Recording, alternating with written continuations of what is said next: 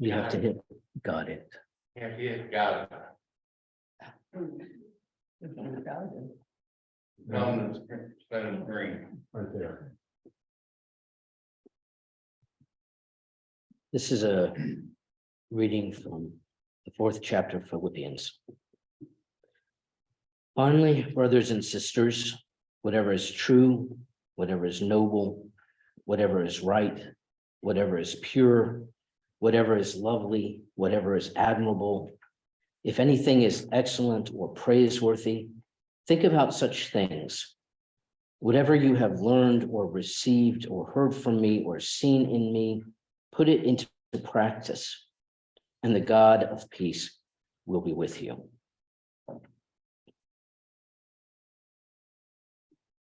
A number of years ago, actually at the triennial, the FUM triennial that was held in Wilmington, I heard a guy named, We can't hear you. Speak up, Lois. can anybody hear me? They can hear you. You can hear me, okay.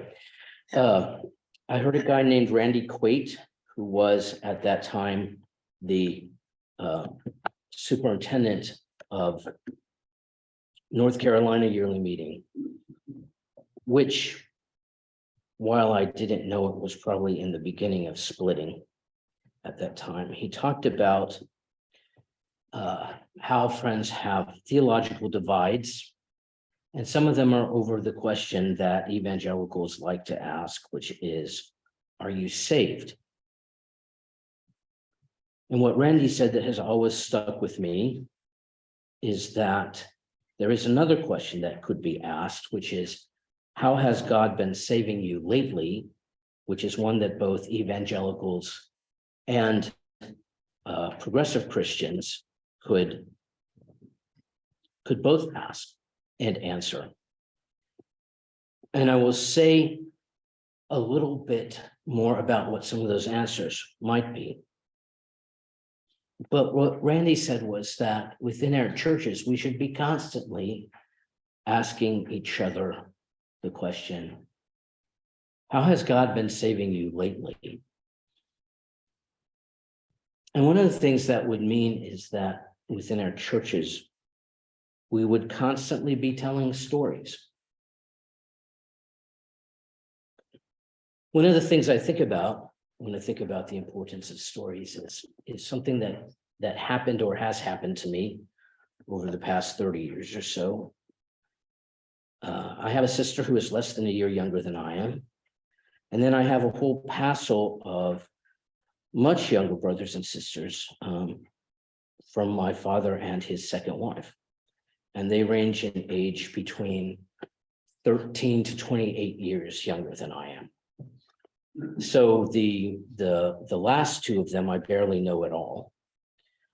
But the first 5 of them I got to know not only from spending summers with them and changing their diapers during those times and such, but also when I was in college, coming home on spring break. And then after I graduated from college, I lived with my dad and his family for a year and a half or so. And so for both my sister and I, these children were very much a part of our lives. And so it was kind of a shock to discover later on that they did not consider us to be a part of their lives because they didn't remember us because they were so young.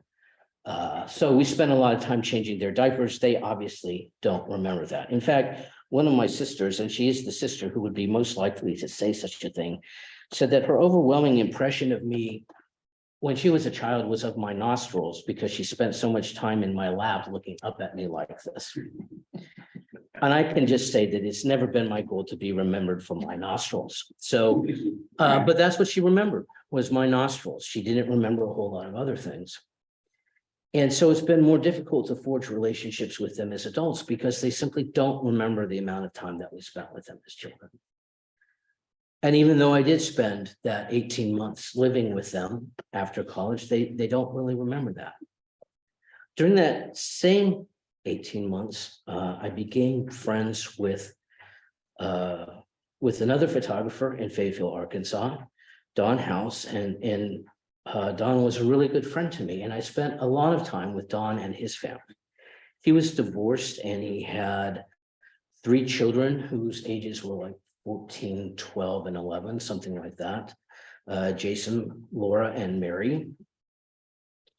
And I was surprised when I saw Don a few years ago to learn how well Jason, Laura, and Mary remember me, because I certainly did not spend the quantity of time with Jason, Laura, and Mary that I spent with my own siblings.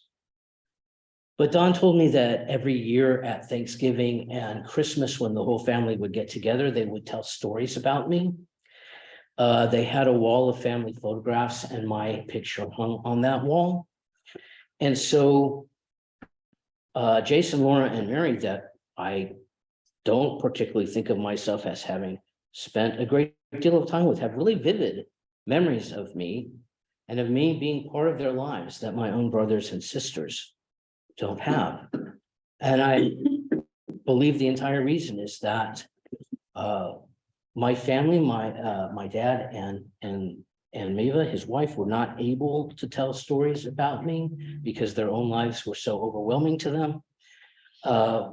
They have no pictures in their house, no photo albums. So my memory was not kept alive in my own family, but it was kept alive in Don's family. And that's the importance of story. The reason that it matters whether we tell stories about what has happened to us is because what we remember is what we have a relationship with. If we don't remember the stories of God in our lives, then our relationship with God is diminished. This is part of the reason that Deuteronomy 6, which I spoke about last week, tells us to write the Shema on the gateposts of our houses so that we keep telling ourselves over and over, and our children, the story of God in our lives. Deuteronomy 6 says, "Take to heart these words which I command you today. Keep repeating them to your children.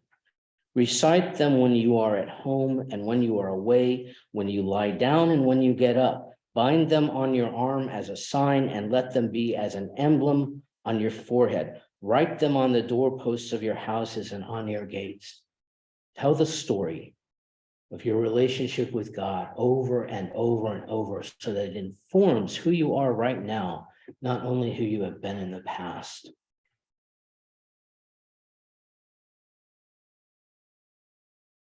I think also about the stories of some of the mystics who have had these numinous experiences of God once or twice and meditated on them for years. Kind of the exemplar of that is a woman named Julian of Norwich. She lived in the 1300s and possibly into the early 1400s. And she became seriously ill at the age of 30. On the 8th of May in 1373, she was administered the last rites in anticipation of her death.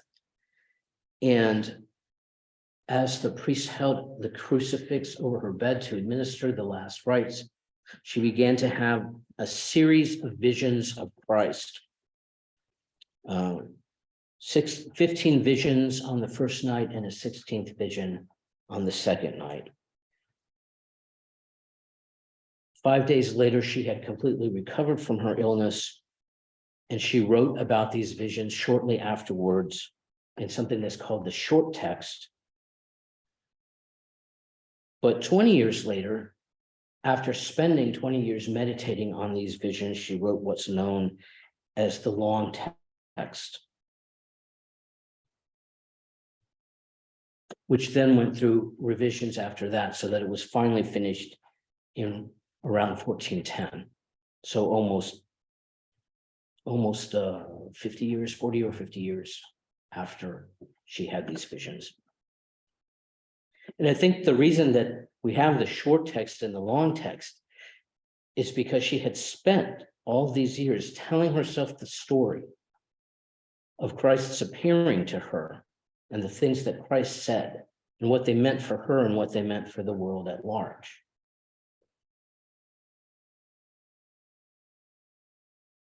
So I think there are two aspects of telling the story of God. One is to tell the story to ourselves, to help ourselves see it and understand it and remember it and be informed by it. But sometimes we also need to tell the story to others because others learn about the possibilities of God by the stories that we each tell about God's presence in our lives.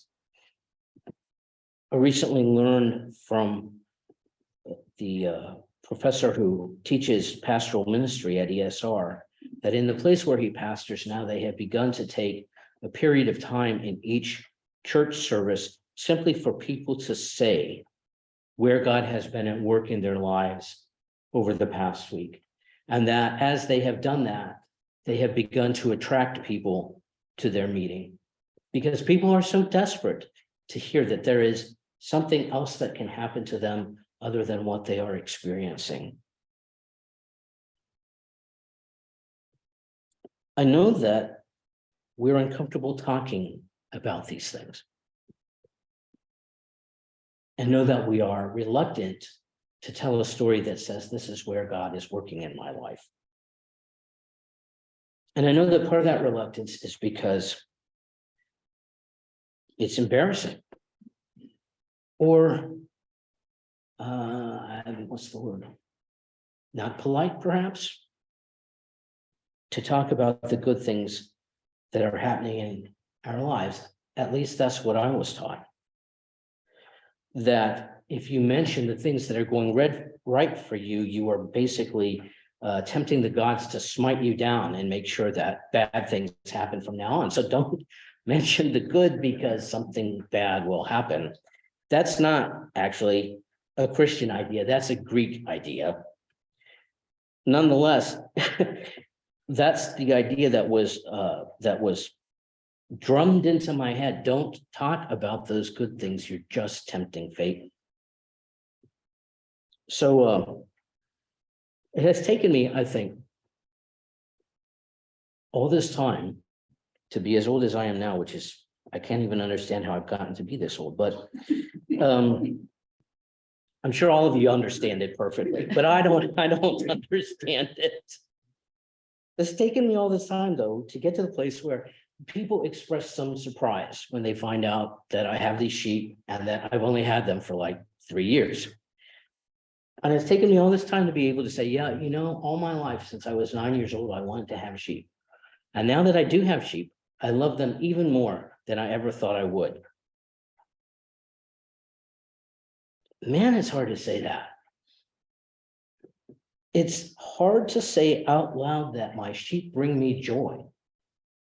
I was not taught to say a thing like that. And yet, we live in a world in which people desperately need to know that joy is possible. And this is still me talking. Remember that this is me. So when I say joy, I mean joy. I don't mean optimism. I don't mean false hope. I don't mean fictions about what the world is like.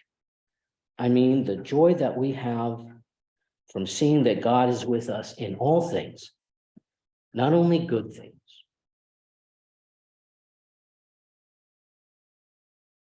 And yet, of course, we live in a world in which there are people who don't experience joy, who see no reason for hope, people who see no possibility for change and transformation, people who see no example of forgiveness or reconciliation.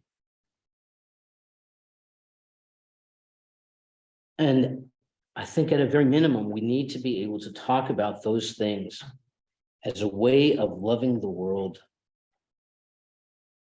as God loves the world, as a way of participating with God in God's love for creation. So when Randy Quaid says that the question we should be asking each other is, How has Christ been saving you lately? He doesn't necessarily mean that we have to give some blow-by-blow account about our sense that sin no longer has power over us.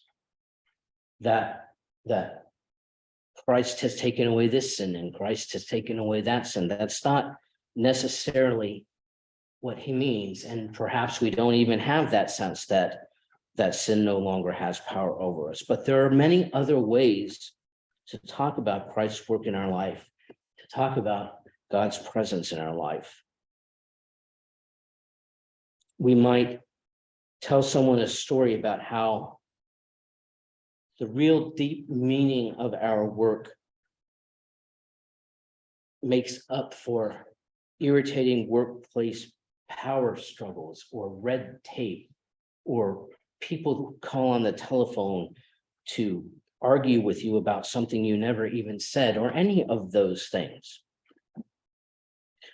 We might tell a story about a friendship we have that keeps us encouraged during difficult seasons of our life.